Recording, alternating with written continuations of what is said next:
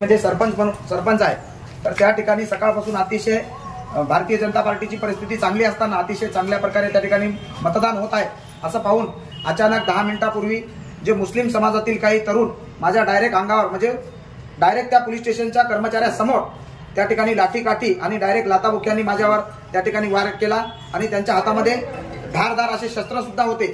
मी एकटाच असल्यामुळे त्यानंतर विष्णू पाटील आपले अनुलोमचे भागसेवक ते सुद्धा पळत आले, भाग जनसेवक, आणि त्यांनी मला त्या ठिकाणी वाचवण्याचा प्रयत्न केला। कमीत कमी 25 ते 30 मुसलमानाच्या पोराची त्या ठिकाणी टीम आली आणि माझ्यावर डायरेक्ट प्राणघातक हमला केला। या हमल्यातून मी थोडक्यात बचावलो आणि त्यानंतर गावातील आमचे तरुण या ठिकाणी पळत आले आणि त्या ठिकाणी सर्व कार्यकर्ते ते काँग्रेसचे त्या ठिकाणी कार्यकर्ते होते आणि अचानक हमला केला। मी थोडक्यात बचावलो। या ठिकाणी मी जाहीर निषेध, या हल्ल्याचा मी जाहीर निषेध करतो आणि भारतीय जनता पार्टी व समस्त